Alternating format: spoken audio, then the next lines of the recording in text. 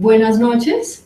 Red Papás les da la bienvenida a este espacio de conferencias virtuales que brindan herramientas para promover la educación y el cuidado de la niñez y la adolescencia en el hogar, la escuela y la sociedad. Hoy estamos con Viviana Quintero Salgado. Ella es psicóloga de la Universidad Nacional de Colombia, diplomada en Comunicación Digital Estratégica y candidata a máster en Tecnología Educativa y Medios Innovadores para la Educación. Desde el 2008 está trabajando en Red Papás y actualmente coordina la mesa de trabajo TIC e Infancia, la cual promueve el uso sano, seguro y constructivo de las TIC por los niños, niñas y adolescentes.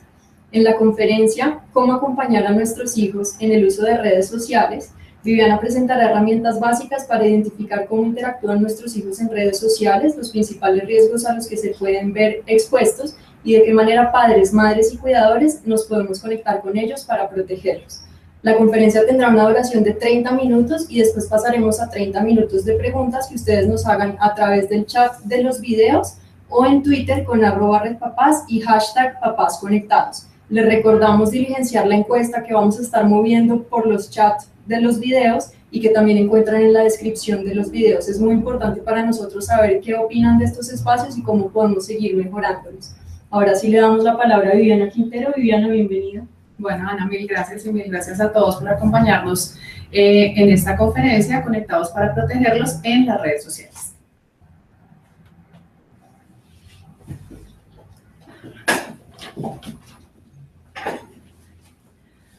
Bueno, para comenzar, entonces, bueno, hoy quiero contarles que yo no soy mamá, sin embargo, el aprendizaje y digamos, las recomendaciones que venimos a compartirles hoy son muy el trabajo que hemos venido haciendo con Red Papás desde hace más de 8 años para promover el uso sano, seguro y constructivo de la tecnología por parte de los niños, niñas y adolescentes.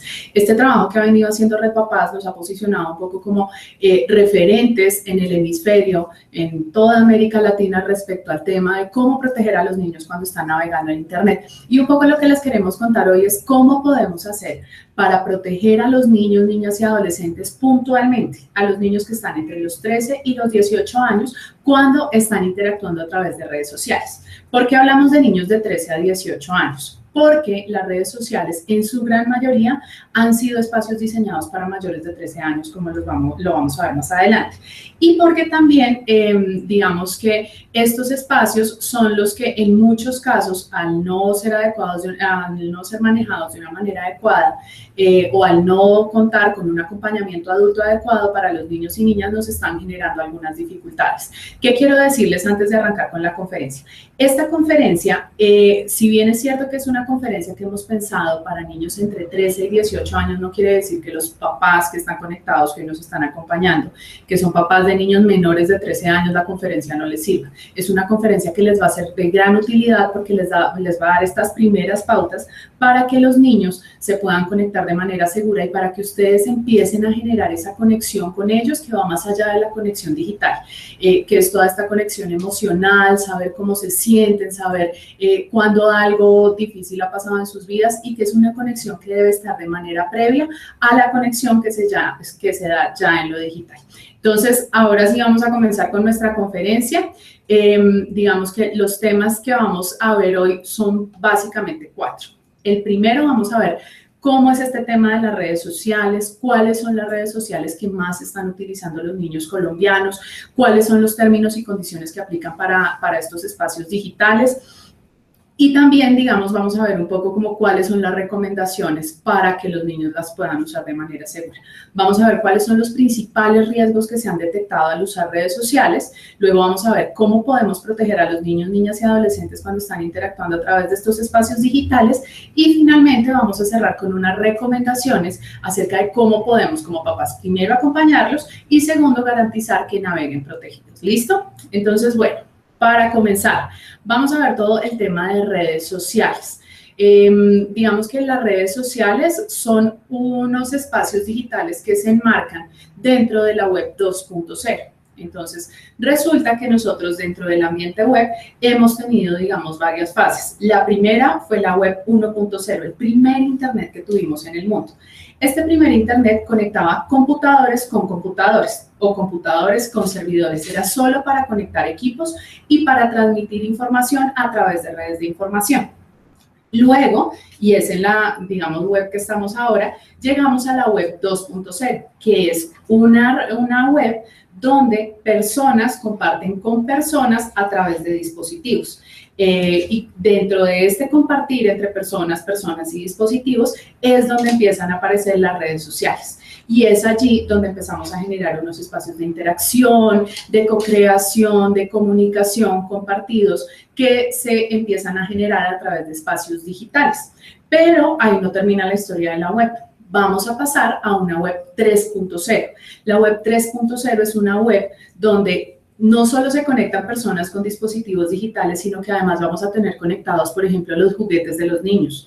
Las Barbies, los Hot Wheels van a estar conectados a Internet, van a estar recolectando datos. Los carros, la nevera, la estufa, todos estos electrodomésticos o todas estas herramientas que nos habían ayudado hasta ahora a llevar una vida normal, van a empezar a estar conectadas a través de Internet.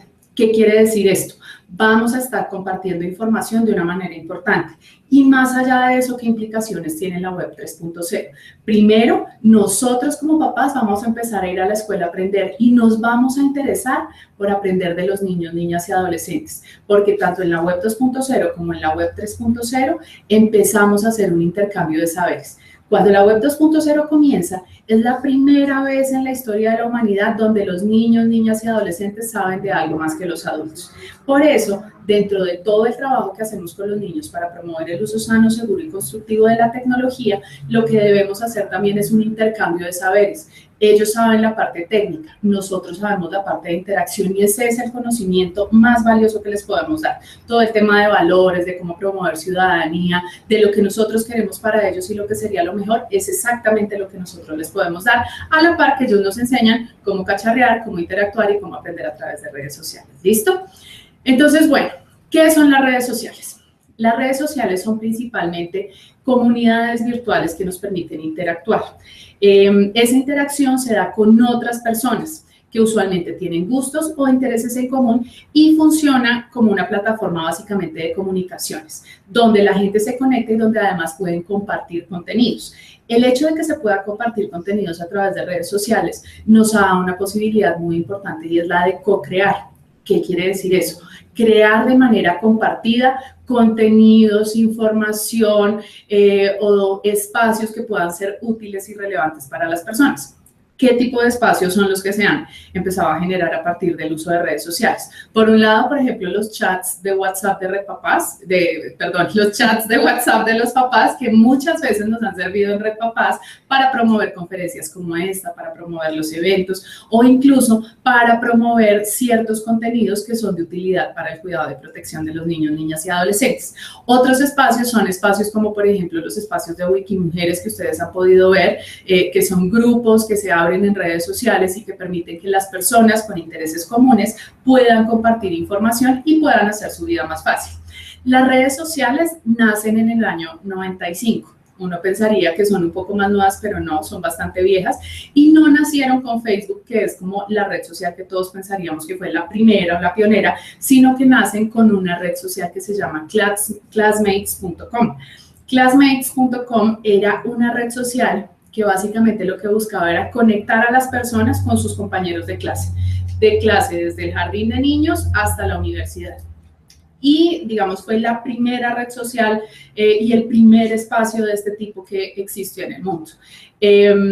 Digamos que estas redes están basadas en una teoría, que es la teoría de los 6 grados, que es una teoría que también es bastante antigua, se presenta en 1967, y básicamente nos dice que todas las personas del mundo estamos conectadas entre nosotros con un máximo de 6 personas como intermediarios en la cadena.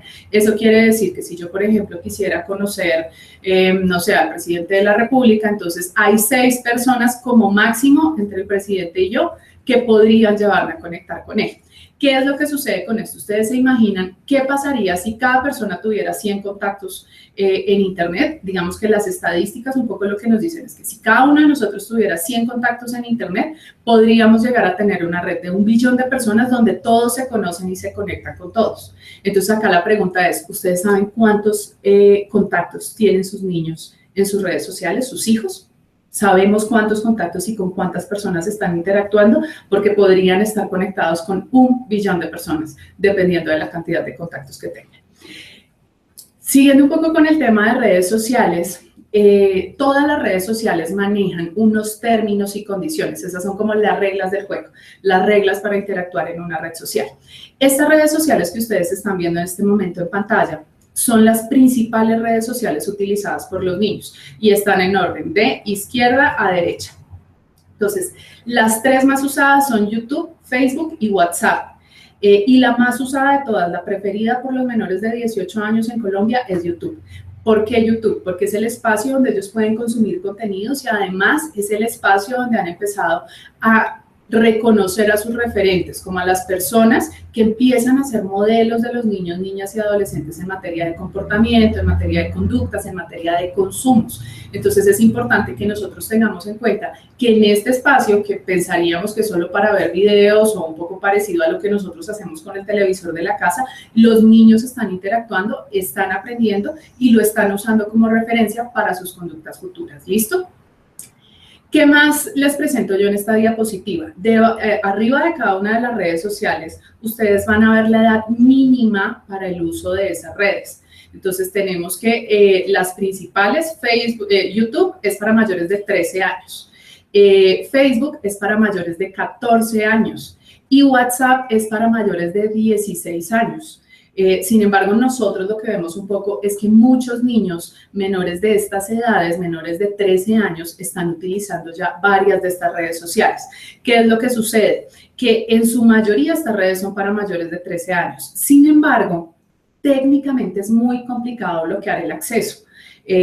Porque sencillamente un niño con una mentira diciendo que no tiene 12, sino que tiene 15, puede acceder a este tipo de redes. Establecer un filtro técnicamente es bastante complicado. No es como que las redes sociales se quieran hacerlas de la vista gorda, que quieran permitir que los niños entren. No, lo que sucede es que establecer este tipo de filtrado es bastante complejo.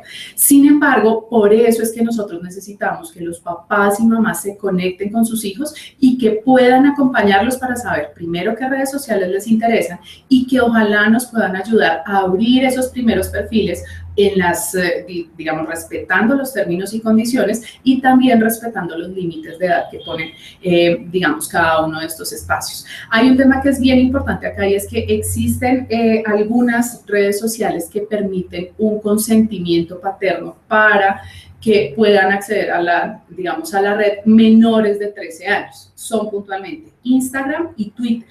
Estas 2 redes sociales, mediante un procedimiento que uno puede hacer, digamos, contactando a sus cuentas de soporte, pueden permitir que, por ejemplo, un niño de 9, 10, 11 años ingrese a la red social y genere un perfil.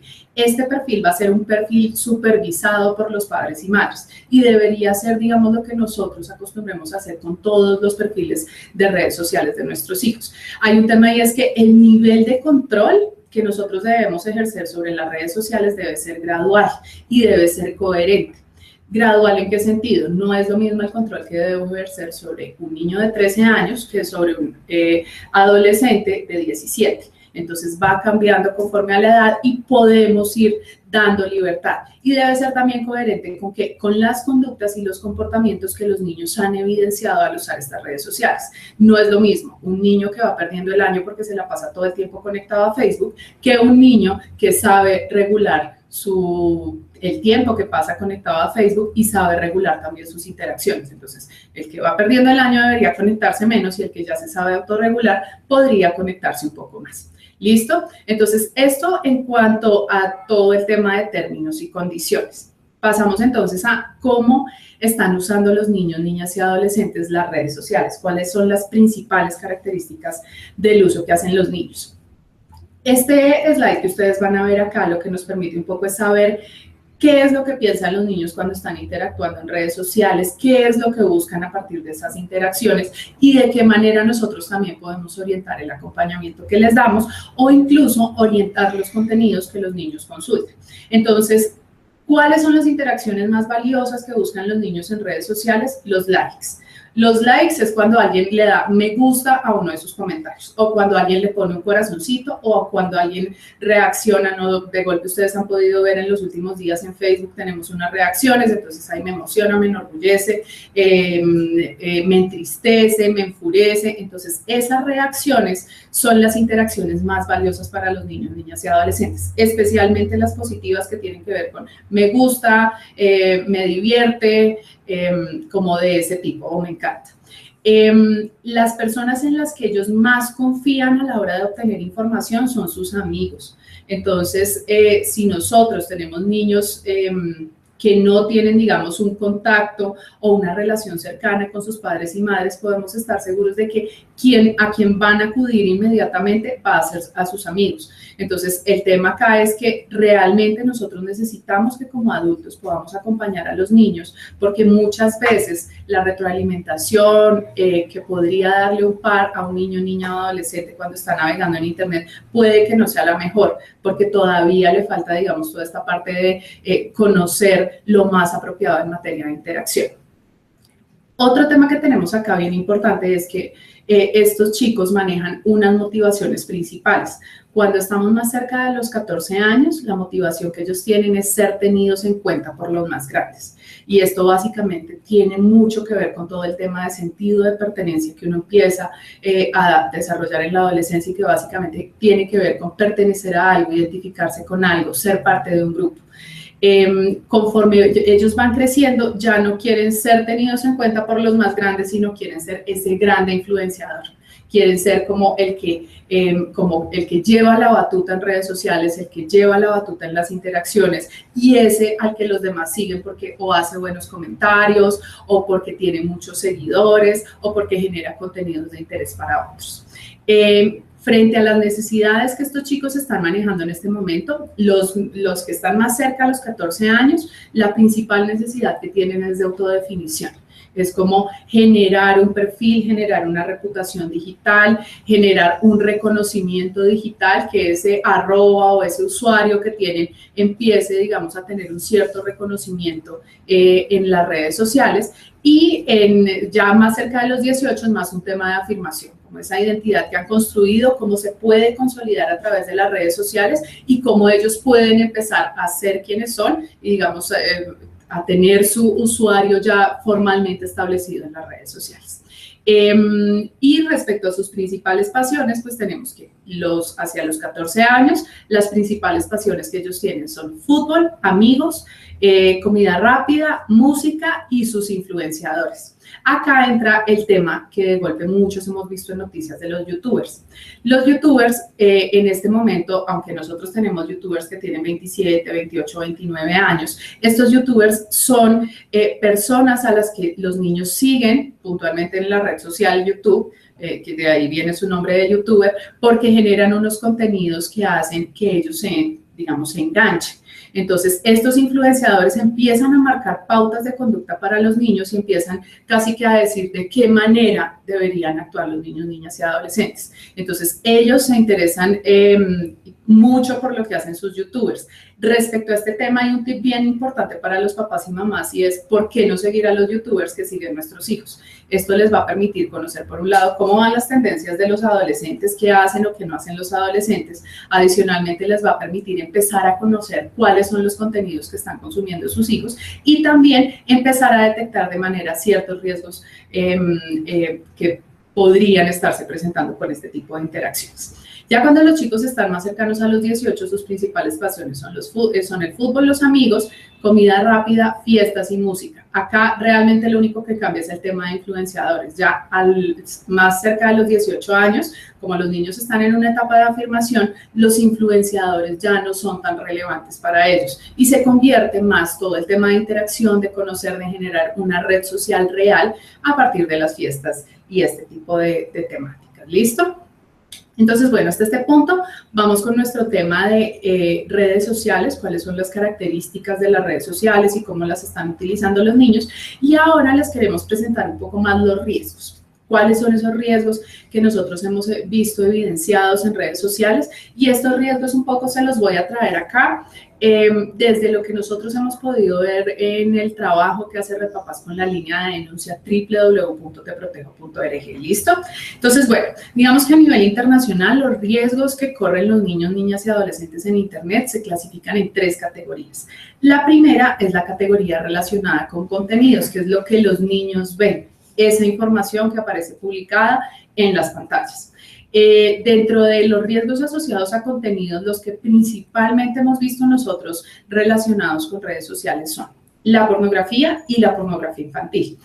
Con el tema de pornografía infantil tenemos un asunto bastante particular, y es que en muchos casos la pornografía infantil es pornografía autoproducida. No necesariamente tiene que ver con redes de tráfico, de trata y explotación de niños, niñas y adolescentes, sino que son, por ejemplo, selfies que se toman los niños cuando, pues, ligeros de ropa, como una prueba de amor, o sencillamente para responder a un reto, y empiezan, digamos, a estar presentes en las redes sociales de los niños. Entonces, respecto a estos contenidos, es muy importante que nosotros primero tengamos conversaciones con los niños acerca de los contenidos que vieron, que conversemos con ellos acerca de la visión distorsionada que brinda la pornografía respecto a la sexualidad humana, y que también hablemos con ellos de que la pornografía infantil tiene cero tolerancia en el país, y realmente cuando encontramos, digamos, un contenido pornográfico de un niño, niña o adolescente, debemos tener claridad de que este niño es un niño que está siendo abusado o explotado.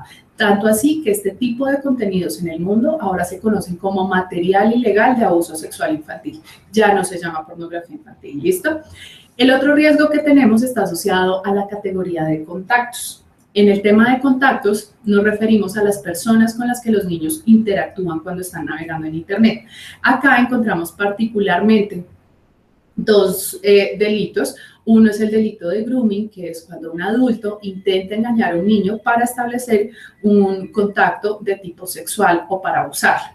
Entonces, usualmente son personas que se acercan a los niños y que les empiezan a hacer conversaciones de tipo sexual, les empiezan a compartir pornografía, les pueden hacer regalos, o incluso les pueden solicitar que se encuentren personalmente luego de haberse conocido a través de la red.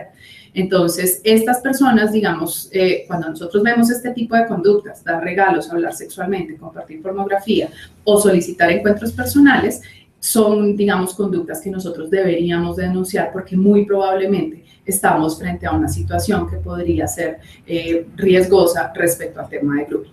El otro riesgo que encontramos en la categoría de contactos está relacionado con la sextorsión. Resulta que cuando los niños, por ejemplo, se toman una foto ligeritos de ropa y la comparten con un amigo o con el novio o con un niño que les gusta, pueden después ser extorsionados con este contenido. ¿Qué quiere decir? Los niños producen el contenido de tipo sexual y luego son chantajeados para no publicar el contenido o para no compartirlo con su red de contactos. Ese chantaje puede ser una solicitud de dinero o puede ser una solicitud de más contenidos, con lo que estaríamos empezando a victimizar a los niños y a que se nos conviertan pues en víctimas de abuso y explotación sexual. Y finalmente tenemos los riesgos asociados a las conductas, donde encontramos todo el tema de ciberacoso, que es cuando los niños agreden a otros de una manera sistemática y repetida a través de redes sociales. Acá es muy usual encontrar, por ejemplo, los grupos antifabiano, antisarita o antiviviana, que son unos grupos que se generan básicamente para que todos los niños empiecen a hablar mal o a generar rechazo o a generar agresiones a una persona específica. Entonces, digamos, es como otro de los riesgos que hemos detectado. Está el riesgo de sexting, que es el que les he venido contando, de cuando los chicos se toman fotos ligeros de ropa o con contenido sexual. Y finalmente tenemos una conducta, que es la conducta de hablar de sexo en redes sociales. ¿Esto por qué sucede? Digamos que en la adolescencia todos tenemos unas dudas relacionadas con el tema de sexualidad. Usualmente hemos detectado que cuando los niños no pueden resolver este tipo de dudas en su casa, cuando no tienen a alguien con quien hablar respecto a estos temas, empiezan a hacer preguntas. Esas preguntas pueden hacerlas a través de Google o pueden ser también insinuaciones que hacen a través de redes sociales. El asunto es que cuando no cuentan con el acompañamiento adecuado, si hacen preguntas a Google, van a llegar a unos contenidos que probablemente no son lo que nosotros queramos que nuestros hijos tengan, digamos, en su cabeza en materia de sexualidad. Y si por el contrario manifiestan, digamos, estas inquietudes a través de redes sociales, muy probablemente se van a volver una presa más fácil de los pederastas o pedófilos que están navegando en este tipo de espacios. ¿Listo? Entonces, bueno, acá les estoy presentando las principales situaciones de riesgo que hemos evidenciado y que cada una de estas, digamos, ameritaría que nosotros tengamos una conversación con nuestros hijos.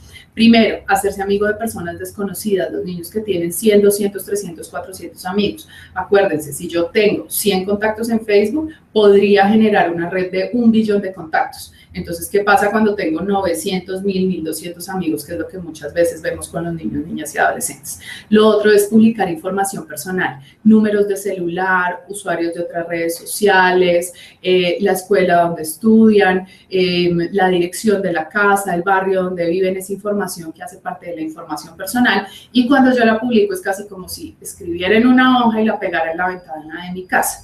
Entonces, voy a dar acceso a una información que es privada a una cantidad de gente que no conozco, especialmente si he hecho amigos desconocidos en redes sociales. El otro tema es avergonzar o acosar a otros, que como les decía está relacionado con el tema de ciberacoso, hablar de sexo en redes sociales, enviar o publicar imágenes provocativas, toda la parte de compartir contraseñas. Sucede con los chicos que en ocasiones cuando ellos son, especialmente cuando son más pequeños, cuando están como en los 10, 12 años, comparten sus contraseñas con sus amigos o con sus amigas para que ellos compartan un trabajo, para que ingresen a la red social y les publiquen algo.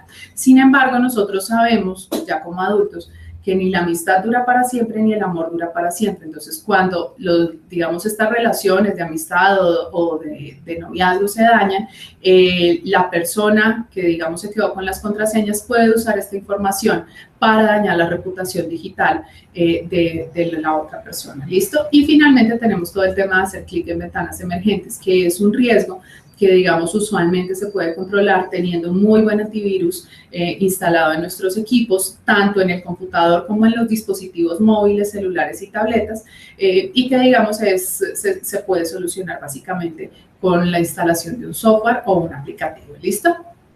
Entonces, ya un poco para cerrar, vamos a revisar cómo como papás nos podemos conectar para proteger a los niños, niñas y adolescentes. Entonces, lo que ustedes deberían saber en una primera instancia respecto a lo que hacen los niños y niñas cuando están conectados, a lo que hacen sus hijos cuando están conectados, es primero que publiquen. Las publicaciones que hacen son de información personal, han ofendido o han agredido a otros, han publicado fotos ligeras de ropa o contenido violento o agresivo, deberíamos saber qué están publicando. Lo otro que deberíamos saber es cómo se conectan. Ellos se están conectando a través de un plan de datos que nosotros les suministramos, a través de la red Wi-Fi del colegio, a través de la red Wi-Fi de la casa, o se están robando el Wi-Fi, porque también puede pasar. Existen aplicaciones de celular que les permiten hacer este tipo de cosas. Es importante saber con quién están hablando ellos, quiénes son sus contactos en redes sociales y cuántos contactos tienen en las redes sociales, y saber qué configuración de cuenta usan. Todo esto ustedes, ¿cómo lo pueden saber? De una manera muy sencilla, abriendo un perfil en una red social y siguiendo a sus hijos. Hay papás que me dicen como, Viviana, ¿es posible hackear a mi hijo? O sea, yo lo podría hacer. Técnicamente sí se podría hacer, ahorita más adelante les explico por qué, pero quiero que recuerden siempre que acompañar no es hackear. Cuando yo le hago un acompañamiento a mi hijo, un acompañamiento adecuado, estoy conectado con él, sé cómo se siente, sé cómo está emocionalmente, sé qué es lo que necesita él para desarrollarse. Cuando yo lo hackeo, lo estoy espiando y no estoy desarrollando la autonomía que él requiere para cuando tenga 18 años y salga a conocer el mundo tal cual es. ¿Listo? Y finalmente, el otro tema que tenemos es dónde denunciar. Donde denunciar, como les contaba, Red Papás cuenta con la línea de denuncia www.teprotejo.org, a través de la cual se pueden reportar situaciones que afectan a la infancia, tanto en los entornos digitales como en la vida real. Entonces, bueno, ¿cómo podemos protegerlos? Existen básicamente 3 estrategias. La primera es comunicarse con sus hijos. Digamos que cuando nosotros hablamos de conectados para protegerlos, hay muchos que piensan es como cómo podemos conectar el celular o cómo podemos conectar la tableta o la consola de videojuegos para que los niños naveguen protegidos. Y antes de esa conexión, antes de establecer un control parental por software, nosotros tenemos que conectarnos emocional y afectivamente con los niños y niñas. Para esto debemos hablar con ellos acerca de lo que hacen en Internet, tener conversaciones, hacer preguntas como, por ejemplo, ¿qué hiciste hoy cuando navegaste en Internet? También está todo el tema de retarlos en el uso de las TIC. Resulta que los niños muchas veces cuando nosotros éramos niños y queríamos aprender a amarrarnos los zapatos, acudíamos al que sabía amarrarse los zapatos. En este momento los niños no acuden a nosotros en materia de TIC porque piensan que no sabemos lo suficiente. Entonces es importante que si en algún momento alguno de sus hijos les da una lección tecnológica, ustedes la apropien. Cacharreen, si lo tienen que grabar, grábenlo, si tienen que escribir, escriban, pero traten de apropiarlo más efectivamente este tipo de información porque es la que les va a permitir a sus hijos continuar interactuando con ustedes en materia de tecnología. Lo otro, no cortarles el cable. Como los niños ahora están en línea y estar en línea es conectarse a cualquier red de Wi-Fi, cortarle el cable en la casa o cortarle el internet en la casa no va a ser una estrategia efectiva para protegerlos, porque sencillamente se van a conectar a través de otra red donde probablemente tengan menos supervisión y menos control que en la que nosotros les estamos suministrando. Segunda estrategia, supervisar. Limiten los tiempos y permanezcan atentos al uso que sus hijos hacen de la tecnología. ¿Por qué es importante limitar tiempos? Resulta que como las tecnologías tienen dispositivos táctiles, auditivos, de interacción e incluso, digamos, de todo el tema social que tienen las redes, valga la redundancia, sociales, es muy importante que nosotros establezcamos los límites para conectarse y desconectarse. Cosas como, por ejemplo, el celular no entra al comedor en la casa. Cosas como, por ejemplo, los celulares y los dispositivos móviles o en general las pantallas no duermen en las habitaciones de los niños. Nos ayudan a que los niños empiecen a generar unas conductas para conectarse y desconectarse que los alejan de poder desarrollar conductas relacionadas con ciberdependencia. ¿Listo? El otro tema, nada reemplaza la labor de un papá o una mamá. Puntualmente para los papás de niños mayores de 13 años. A los 13 años, los controles parentales empiezan a perder un poco de efectividad, entonces en esta medida ya lo que nosotros podemos hacer como papás es estar supervisando, estar acompañando, estar preguntando y estar interesados por lo que los niños y niñas hacen cuando se conectan. Lo otro, no excederse en el control. No hay una mejor herramienta para cortar la conexión con un hijo que controlarlo más de la cuenta.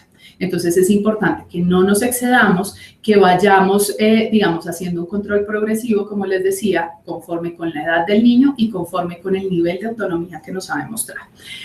Tercera estrategia, hacerse cargo. Es importante que nosotros como papás seamos los que establecemos las reglas y los límites. Cuando nosotros tenemos preadolescentes y adolescentes, podemos negociar esas reglas y esos límites con ellos, pero siempre pensando en el interés superior de los niños, es decir, que sea lo mejor para los niños. Esto no quiere decir que si mi hijo me dice es que yo me quiero conectar hasta las 2 de la mañana, yo le diga, bueno, como estamos estableciendo reglas y límites y vamos a negociar, entonces conéctate hasta las 2 de la mañana.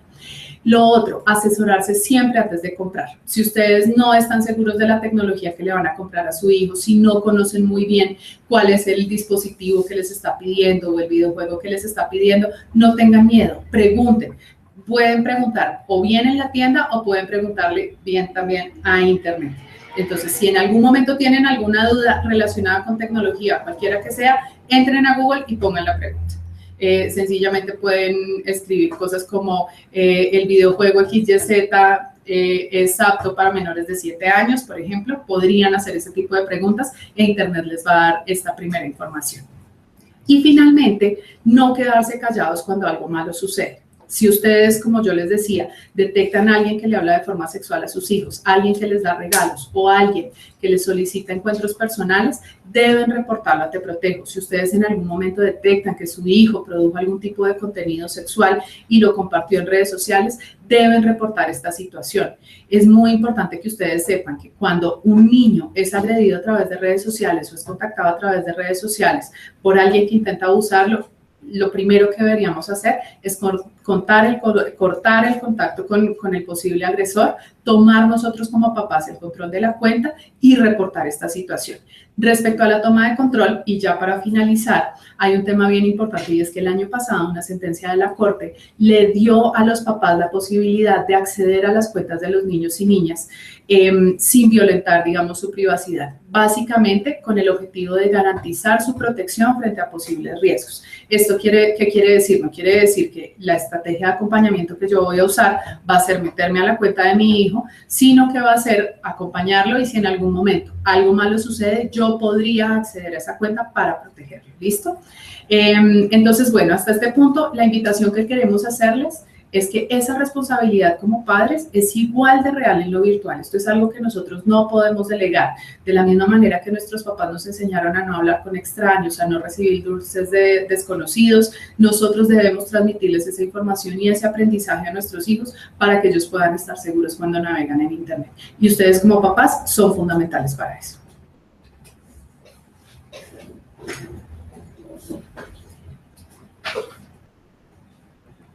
Bueno, Viviana, muchas gracias por todas estas herramientas tan útiles que nos brindas para el cuidado y la protección de la infancia y la adolescencia en los entornos virtuales. Nos han estado haciendo muchísimas preguntas por el chat de los diferentes, del video de YouTube, del de Google+, y por Twitter también, en @redpapás, con el hashtag papásconversando. Acá te tenemos algunas, pero primero quería preguntarte, ¿esta información la van a poder tener los papás en algún lado?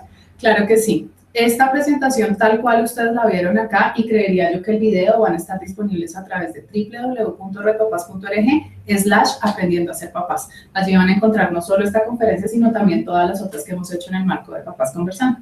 Ok, muchas gracias. Entonces, la primera pregunta que te hago viene un poco del tema que estabas hablando ahorita de la sentencia. Es una pregunta que nos hace Jair Giraldo Galvez desde Twitter y nos pregunta: ¿debo conocer las contraseñas de las redes sociales de mi hijo menor de edad? Digamos que acá vamos con el tema de regular el nivel de control. Mi recomendación es que cuando nosotros vamos a abrir el perfil de un niño, nosotros como papás tengamos acceso a esas contraseñas y acceso a esos usuarios. Puede que pase que mi hijo, conforme va creciendo, nos demuestre que tiene un nivel de autonomía suficiente para manejar este tipo de espacios. Esto básicamente nunca ha presentado ninguna dificultad, sus interacciones son adecuadas, entonces en esta medida podríamos entregarle el control de la contraseña a nuestros hijos. Pero sí es claro y sí es importante que nuestros hijos sepan que nosotros como papás, mientras ellos sean menores de 18 años, vamos a poder acceder a esta información en cualquier momento. ¿Listo? Ok, siguiendo un poco con ese tema, Nicolás Ricardo Abella nos pregunta: ¿existe un marco legal que facilite el control y aplicable a qué edades? ¿Qué otras herramientas legales tenemos? Digamos que la principal herramienta legal con la que contamos los papás y mamás es el Código de Infancia y Adolescencia. El Código de Infancia y Adolescencia tiene, tiene 4 principios. Uno de esos principios es la protección integral. Nosotros como papás y mamás somos los primeros responsables en garantizar la protección integral de los niños y niñas. Entonces, esa primera responsabilidad nos da todo el derecho a poder tomar las medidas que sean necesarias para garantizar que ellos estén protegidos. Y el otro tema es el tema de corresponsabilidad. Resulta que el cuidado y protección de los niños y niñas es responsabilidad de la familia, el Estado y la sociedad. Entonces, ahí tenemos la segunda gran herramienta.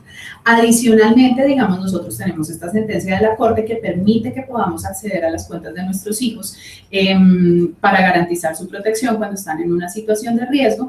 Y tenemos también leyes como la 679 de 2001 y la 1336 de 2009, que son leyes que nos ayudan a proteger a los niños respecto a todas las formas de explotación sexual, incluidas las que se dan a través de los entornos digitales. Ok, sigo con temas legales, parece que es un tema que está generando muchas inquietudes.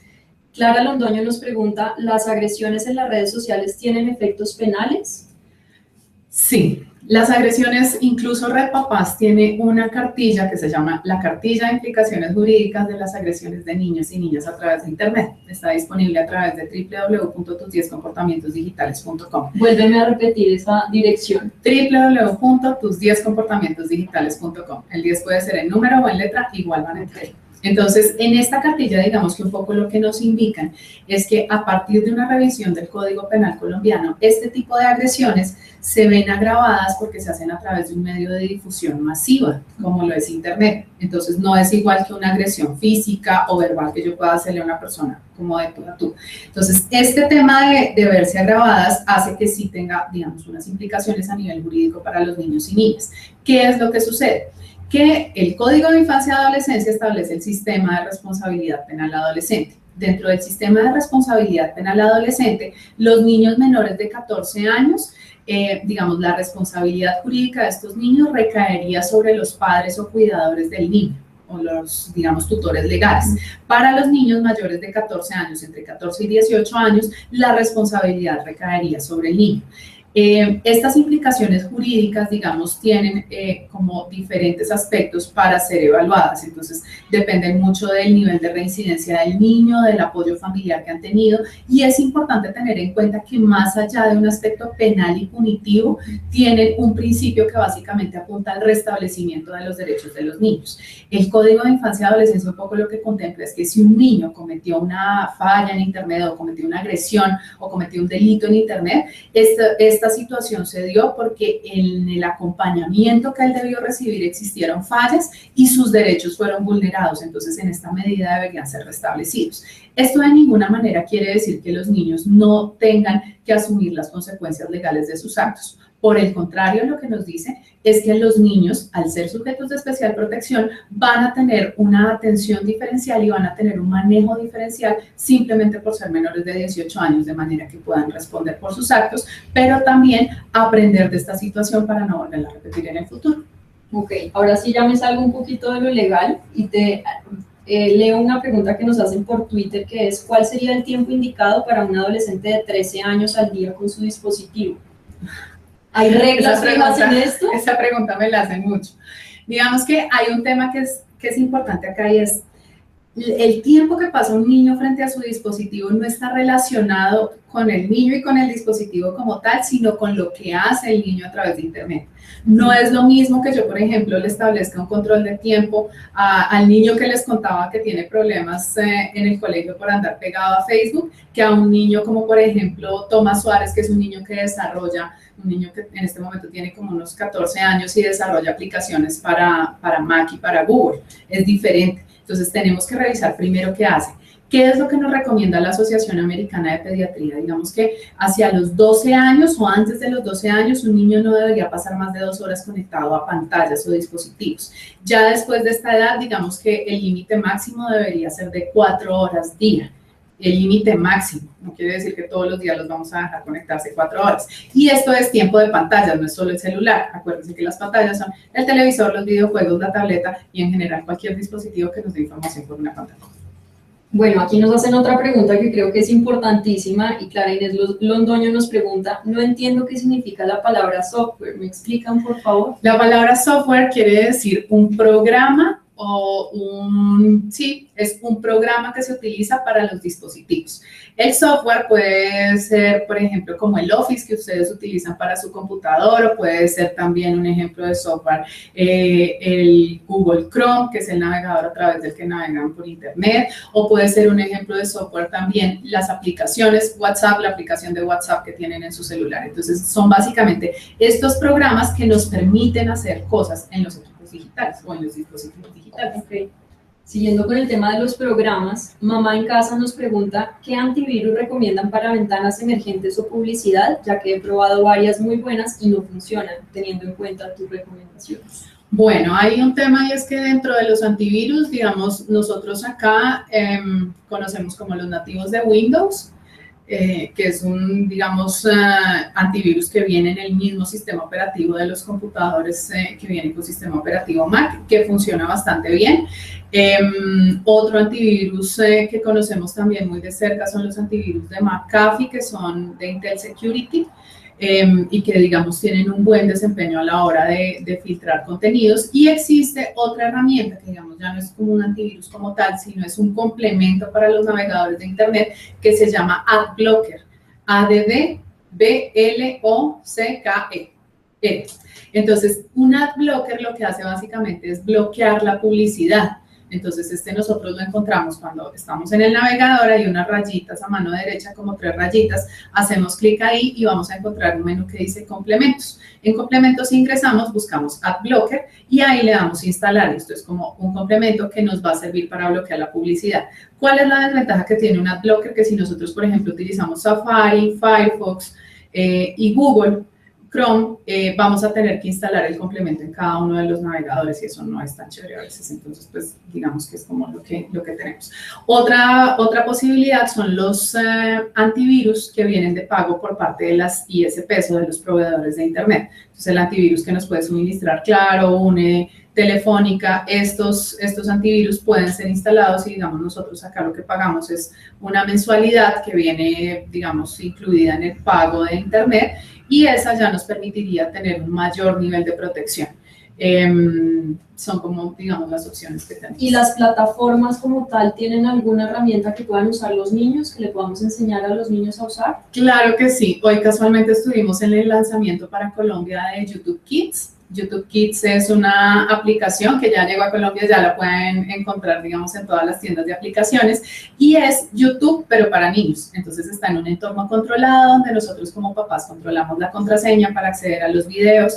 Todos los videos que hay allá almacenados son videos que ya fueron comprobados, que son aptos para los niños y niñas y, digamos, permiten una navegación y que los niños empiecen a interactuar de una manera muy segura a través de la plataforma.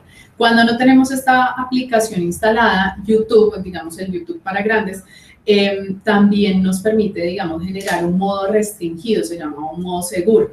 Entonces, para esto simplemente basta con que bajemos a la parte bien de abajo de YouTube donde se acaban todos los videos y ahí está activar modo seguro. Si lo queremos activar, simplemente le damos clic en sí y si queremos bloquear la activación, necesitamos una cuenta de YouTube, nos logueamos con nuestra cuenta y ya nos queda en modo seguro. Lo mismo sucede con el navegador Google. Podemos configurar el modo seguro de Google, simplemente hacemos clic en la ruedita de herramientas y allí nos va a salir configurar Safe Search, que es como búsqueda segura. Entonces ingresamos, le damos clic en configurar y si queremos dejarlo bloqueado para que nuestros hijos no cambien la configuración, simplemente accedemos con nuestra cuenta de Google y ya queda protegido. Perfecto. Bueno, Nicolás, Ricardo Abella nos pregunta, al tener hijos de diferentes edades, ¿cómo dar un manejo asertivo sin crear conflictos? Bueno, hay un tema y es que nosotros debemos, este tema de la corresponsabilidad no solo aplica para los papás y los adultos, sino también para los hermanos mayores. Entonces, lo primero que nosotros deberíamos decir es que los entornos digitales de la casa o los espacios digitales de la casa buscan ser seguros para los más pequeños de la casa. Entonces, en esta medida es posible que nosotros, digamos, empecemos a generar esa conciencia, sobre todo en los niños mayores de la casa, acerca de la protección de los menores. La otra opción que nos dan los dispositivos es que muchos nos permiten la creación de diferentes usuarios, particularmente los computadores, incluso, por ejemplo, plataformas como Netflix te permiten crear usuarios. Entonces, yo puedo generar usuarios donde el nivel de control sea ajustado a las edades, de manera que, por ejemplo, si yo tengo un hijo adolescente de 16, 17 años, no vaya a tener problemas con el control parental del más pequeñito que tiene 6 o 7 años. Entonces, es otra posibilidad que tendríamos. Hablando de las edades, también nos preguntan si hay alguna consecuencia para los hijos, digamos, chiquitos desde los 2 años, que estén usando pantallas, si hay algún tema que se desarrolle. Claro que sí. Digamos que aquí hay un tema y es que antes de los 3 años la recomendación que nos da la Asociación Americana de Pediatría es que un niño no debería interactuar con pantallas. En este punto todos los papás dicen, no, yo me embarré, ya lo puse a la televisión, le di el celular para que viera YouTube y ahora qué hago. Digamos que la idea es exponerlos lo menos posible a este tipo de dispositivos. ¿Por qué? Porque resulta que los niños en esos 3 primeros años están aprendiendo todo lo relacionado con la interacción con el mundo. Aprenden los colores, aprenden motricidad gruesa, motricidad fina, y cuando yo les pongo una pantalla, freno automáticamente todo ese desarrollo que solo se va a dar en esa edad. Entonces, lo ideal es que antes de esa edad no les entreguemos este tipo de dispositivos. Antes de los 6 años no deberíamos permitir que jueguen con videojuegos, y acá otra vez los papás dicen, no, voy a hablar. Pero es lo que yo les digo, reducir al máximo la posibilidad de interacción con videojuegos, porque antes de esa edad no se permiten los videojuegos, porque los niños, al tener, digamos, todos estos dispositivos, estímulos táctiles, visuales, auditivos, pueden generar muy fácilmente conductas de ciberdependencia, que cuando lleguemos a las redes sociales van a ser fatales y pueden traerle muchos problemas a los niños y niñas. Antes de los 9 años deberíamos tener 0 internet sin supervisión y antes de los 14 años 0 acceso a redes sociales, por las razones que ya han mencionado. Ok, también nos preguntan, Lina Saldarriaga, ¿qué le puedo decir a mi hijo que dice que quiere tener una red social sin tener la edad? Y me dice que es que todos sus amigos lo tienen. Aquí hay un tema bien importante y también, digamos, acá quiero resaltar un poco la importancia de establecer redes de padres y madres. Cuando yo me conozco, y ese es otro nivel de conexión que deberíamos establecer, cuando yo me conozco con los papás y mamás de los amigos de mi hijo, de los compañeros de salón de mi hijo, esto va a ser más fácil que nosotros tengamos lenguajes comunes y límites comunes. Cuando yo le entrego un celular o una cuenta en una red social de manera temprana a mi hijo, aumento automáticamente la presión que el grupo empieza a generar a los otros papás para que este tipo de espacios o este tipo de permisos se concedan. Entonces, importantísimo, ¿qué decirle a un hijo? Primero, cuando un hijo menor de 13 años quiere abrir un perfil en red social, está incumpliendo la ley y segundo, está incumpliendo los términos y condiciones. También está diciendo mentiras para poder acceder. Y nada de eso, estoy segura, es lo que nosotros como papás queremos inculcar en nuestros hijos. Adicionalmente, nosotros como papás tenemos un deber legal que es garantizar su protección. Y si ellos acceden a estos espacios antes de esa edad, van a correr un riesgo y no vamos a poder garantizar que estén protegidos. Entonces, digamos que son como unos de los argumentos que nosotros podríamos entregarles a los niños. Hay un tema que es bien importante y es que hay muchos papás que se dejan presionar y dicen, no, voy a acabar con la vida social de mi hijo porque entonces su reputación digital no va a comenzar a los 9, sino hasta los 13 o 14. Es totalmente falso. Digamos, nosotros yo viví sin reputación digital hasta los 25 años, que fue cuando conocí Facebook y he sobrevivido y me ha ido bien. Y soy súper digital y tengo seguidores en Twitter y en Facebook y todo, y no hay problema con eso. Ok, siguiendo con este tema, Olga Restrepo en Twitter nos pregunta, independientemente de la edad apropiada para cada red, ¿sabemos más o menos a qué edad están nuestros jóvenes y nuestros niños abriendo perfiles en redes sociales? Digamos que nosotros sí tenemos algunas estadísticas. Justo por estos días se va a estar lanzando un estudio, es una encuesta nacional que hizo el programa en TIC Confido del Ministerio TIC, y un poco lo que nos dice es que estamos teniendo niños que abren redes sociales incluso desde los 9 años. Y estas son redes sociales, las de los niños de 9 años son redes sociales que han sido abiertas por sus padres. Entonces, por eso, nosotros desde Red Papás a quienes queremos conectar es a los papás y mamás, porque estos niños que son tan pequeñitos sí piden ayuda de sus papás para abrir este tipo de espacios. Los otros niños, los que ya son como de 12, 13 años, las abren a escondidas de sus papás. Entonces es importante que nosotros también generemos esas redes de apoyo para los niños, con los tíos menores, con los primos mayores o con otras personas en nuestra familia que puedan, digamos, hacer una cierta supervisión y orientación a los niños cuando acceden a este tipo de espacios. A mí, por ejemplo, me pasa, yo como no tengo hijos, entonces cuando alguno de los hijos de mis primos abre perfil en red social, automáticamente me agregan. Yo soy como la prima joven chévere, entonces me agregan y eso ha permitido que podamos hacerle unos acompañamientos específicos a los niños cuando están conectados en mi familia. En Twitter nos hacen una pregunta muy interesante que es, si ya tienen la red social y no tienen la edad para estar en esa red social, ¿debemos cancelarles la red social? Sí, pero esto debe ser no a la brava, sino conversada, contarles por qué vamos a cancelar la red social. Redes sociales como por ejemplo Facebook y Twitter permiten que nosotros como papás cancelemos una red social. YouTube también lo permite. Entonces, es importante que nosotros, si hablemos con nuestro hijo, podemos optar por dos posibilidades. Una, cancelar la red social, esto es eliminar el perfil, o la otra es acceder al perfil y mantener nosotros el control de ese perfil hasta que el niño cumpla la edad reglamentaria para poder usarlo. Son como las dos opciones que tenemos. Ok. Manuel Andrés Cruz nos pregunta por Twitter si está en riesgo un niño de 8 años que utiliza YouTube para ver videos musicales aún con el acompañamiento de sus padres. Si está en riesgo un niño que utiliza YouTube para ver videos musicales, digamos que puede tener un nivel de riesgo intermedio. ¿Por qué? Porque, por ejemplo, YouTube es una red social que es gratuita. Al ser gratuita quiere decir que saca el dinero para su sostenimiento de alguna parte. ¿Y de dónde lo saca? Es básicamente de la venta de publicidad. Entonces, probablemente el niño podría estar en riesgo. 1, por los contenidos a los que pueda llegar a través de publicidad. Y 2, porque las sugerencias de los videos que le van a aparecer al niño, pues no están filtradas. Y digamos, si puede que cuente con un acompañamiento del papá, pero si el papá no está todo el tiempo pendiente de qué es lo que ve el niño, probablemente va a tener dificultades. Si a ese acompañamiento del papá le sumamos, por ejemplo, una app de control parental o un software de control parental, probablemente este niño no vaya a correr tantos riesgos.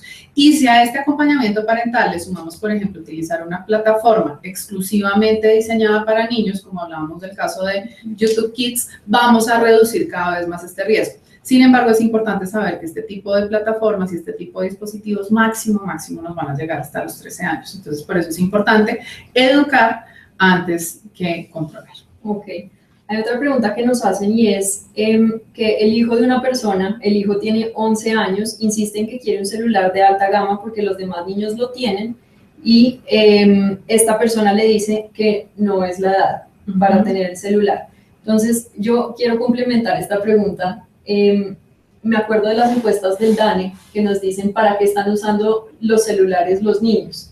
Entonces, ¿qué le podemos decir a esta mamá de cuáles son las estadísticas que nos está mostrando el DANE diciendo en qué están usando más los celulares los niños? Y si darle un celular con datos a estos niños sería un arma de doble filo o... Digamos que los niños usan, digamos, en este momento los niños se están conectando principalmente a través de dispositivos móviles, celulares y tabletas. Los celulares y tabletas lograron hacer algo que no pasaba hace muchos años en Colombia y fue desplazar a la televisión como pantalla reina. En este momento la pantalla reina para los niños son celulares y dispositivos móviles. Entonces ellos utilizan este tipo de dispositivos básicamente para hacer interacción por redes sociales. Entonces cuando tenemos un niño de 11 años, este niño todavía no tiene la edad para acceder a redes sociales, pues casi que con un celular de alta gama le estaríamos entregando todo el acceso a redes sociales porque va a ser lo primero que él va a ir a hacer.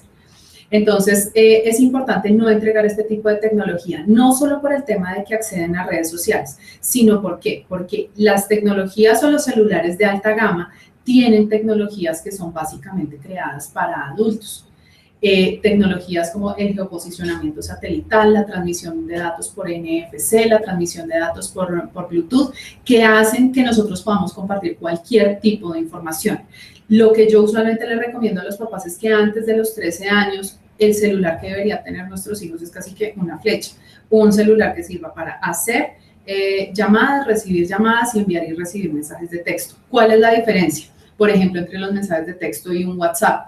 Resulta que a través de mensajes de texto nosotros compartimos texto, pero a través de WhatsApp podemos compartir ubicaciones, fotografías, videos, contactos, archivos, podemos enlaces de internet, podemos compartir una cantidad de información que aunque los niños tienen la destreza técnica para manejarla, no tienen ningún problema en adjuntar un archivo, o en tomarse una foto y enviarla, o en hacer un video y enviarlo, no tienen todo el conocimiento acerca de cómo pueden hacer que esas interacciones sean seguras. Entonces, cuando nosotros le entregamos esta tecnología, que es tecnología para adultos, a los niños, definitivamente los ponemos en riesgo. Es, Ana, como si nosotros le entregáramos un Ferrari a un niño de 6 años porque ya aprendió a manejar. Hay niños de 6 años que pueden manejar, pero yo no le voy a dar un Ferrari para que salga ahorita por el 15 a manejar. Ok. Tal cual. Ok. Y ya para cerrar, porque se nos está acabando el tiempo, Luis Carlos Ochoa nos pregunta cómo saber si un contacto del hijo a través de las redes sociales es un par o un adulto.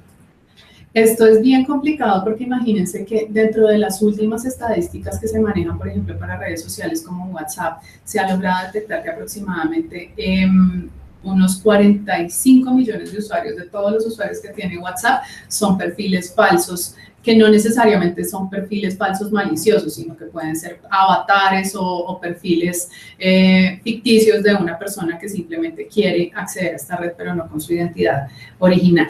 Entonces, es muy importante que nosotros, o sea, la mejor herramienta que tenemos para hacer esto es garantizar que las personas que tenemos de contacto en nuestra red social son nuestros amigos en la vida real. Si son nuestros amigos en la vida real, casi que fijo, nosotros vamos a estar conectados con el que es. Cuando no los conocemos en lo real es cuando empezamos a tener falsas identidades y falsos contactos en internet. Casi que uno podría decirle, si no lo va a saludar en la vida real, ni lo tenga de amigo en Facebook. Totalmente. Ok. Bueno, pues Viviana, muchas gracias por todas estas herramientas. ¿En dónde podemos buscar más información de todo esto? Bueno, existen varios sitios en Colombia donde se pueda buscar más información de este tema. El primero, pues Red Papás, en www.redpapás.org/aprendiendo a ser papás. El segundo, la página web de Te Protejo, www.teprotejo.org. El tercero, la iniciativa En TIC Confío del Ministerio TIC, www.enticconfio.gov.co. ¿Con doble C? En TIC Confío, sí, con doble C.gov.co. Y finalmente, el Kit Papás Conectados para Protegerlos, que está ubicado en www.redpapás.org/PRASI. PRASI. Aquí les vamos a estar mandando todos esos links por los chats de los videos. Entonces, pues Viviana, muchas gracias. Este video lo podrán compartir y lo podrán visitar las veces que quieran. El próximo miércoles 13 de julio tendremos la otra conferencia virtual, que es con José Fernando Mejía, el director de Aulas en Paz. Vamos a estar hablando de cómo construir paz desde la cotidianidad, desde el hogar y desde el colegio. Van a poder inscribirse a partir de mañana en la página www.escudosdelalma.org, y para mayor información de Red Papás están las páginas que ya les mencionó Viviana, www.redpapás.org, en Facebook con /redpapás, en Twitter también estamos @redpapás, y bueno, toda la información que necesiten, aquí estamos. Viviana, muchas gracias. No, a ti, Ana, y a todos ustedes, muchas gracias por haberse tomado un tiempo de esta noche para conocer más sobre redes sociales y para conectarse con sus hijos. Gracias los que reemplazaron la Copa América por esta conferencia. Un abrazo.